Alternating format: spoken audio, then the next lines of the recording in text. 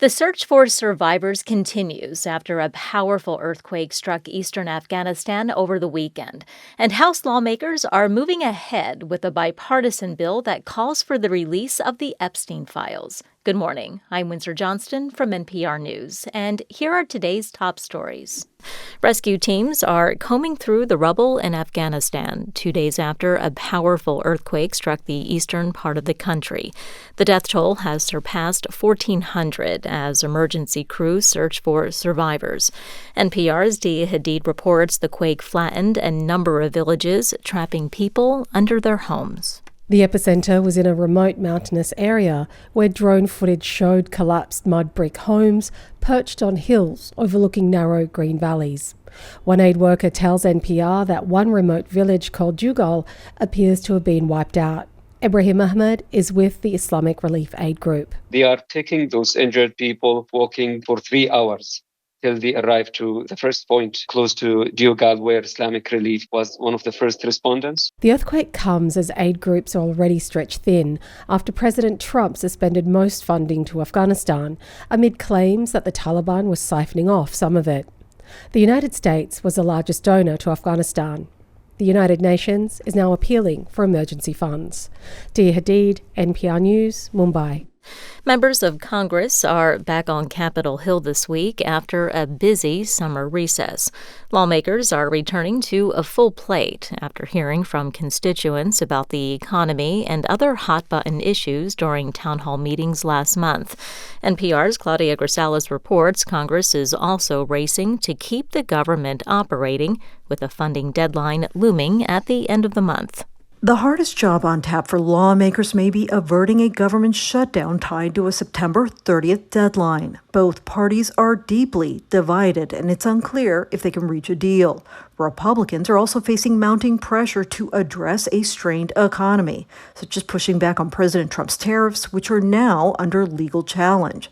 Voters loudly complained to lawmakers about rising costs putting a squeeze on U.S. families and Trump's efforts to expand his executive powers.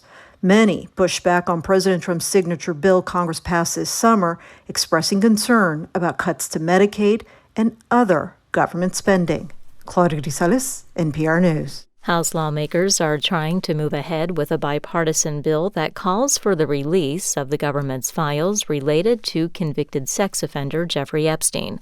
Democratic Representative Ro Khanna, the co-sponsor of the discharge petition, spoke to NPR's Morning Edition. The petition is about restoring trust in government. It protects victims' identity. It's simply calling for the release of all of the Epstein files to hold rich and powerful men who abused underage girls accountable. The discharge petition would force Attorney General Pam Bondi to release a broad range of the Justice Department's files on Epstein. A Texas homeowner accused of fatally shooting an 11-year-old boy after a door prank is expected to face charges. Police in Houston say neighborhood kids were ringing doorbells and then running away during a birthday party last weekend. Police Sergeant Michael Cass described a witness account. A witness said someone ran out of that house and was shooting at the kids running down the street. And unfortunately, and sadly enough, one of the boys who was 11 years old was shot in the back. Detectives in the case are reviewing surveillance video and asking neighbors for any additional footage. Guatemala says it's prepared to accept hundreds of unaccompanied minors from the United States. Villa Marx reports a federal judge on Sunday blocked the transfer of some children. President Bernardo Arévalo said his nation would every week be ready and willing to receive around 150 children who are separated from their parents inside the U.S. He told journalists in Guatemala City that his government had been coordinating with U.S. authorities, but said ultimately Washington could decide whether to send the children and at what scale and speed.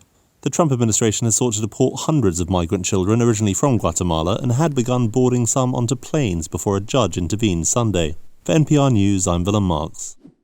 North Korean leader Kim Jong-un has arrived in the Chinese capital to attend a parade tomorrow marking the 80th anniversary of the end of World War II. NPR's Anthony Kuhn reports it's Kim's first appearance at a multilateral diplomatic event. Chinese state media pictures show a beaming Kim alighting from his armored train in Beijing after an overnight journey from Pyongyang. Kim is likely to appear beside Russian President Vladimir Putin and Chinese leader Xi Jinping at the parade, which would be the first known meeting of the three countries' leaders. And while the three may have bilateral meetings among themselves, South Korea's spy agency says a trilateral meeting is unlikely. Kim last year signed a mutual defense treaty with Putin, decreasing his reliance on North Korea's traditional ally China. Analysts see the parade as a chance for Kim to reset ties with China. Anthony Kuhn, NPR News, Seoul. Russia continues to deny accusations that it interfered with the navigation of a plane carrying the head of the European Union. Terry Schultz reports the pilots had to land the jet using paper maps instead of its GPS system. Bulgarian authorities are pointing the finger at Moscow for technical interference experienced by the pilots of European Commission President Ursula von der Leyen's plane as they tried to land in Plovdiv on Sunday. They were reportedly forced to land using paper maps. Commission spokesperson Ariana Podesta. We are, of course, aware and used to somehow to the threats and intimidations that are a regular component of Russia's hostile behavior. Von der Leyen's on a tour of the countries along the EU's eastern border, some of which are rattled over Moscow's full-scale war on Ukraine. Podesta says the incident just underlines the urgency of that mission. For NPR News, I'm Terry Schultz in Brussels. President Trump is turning up the pressure on Israel to end the war in Gaza as it prepares a major ground offensive in Gaza City. NPR's Daniel Estrin reports from Tel Aviv. President Trump told the website Daily Caller that Israel is, quote, going to have to get that war over with, adding that they may be winning the war, but they're not winning the world of public relations. The Israeli cabinet met Sunday to discuss plans to take over Gaza City in a ground offensive.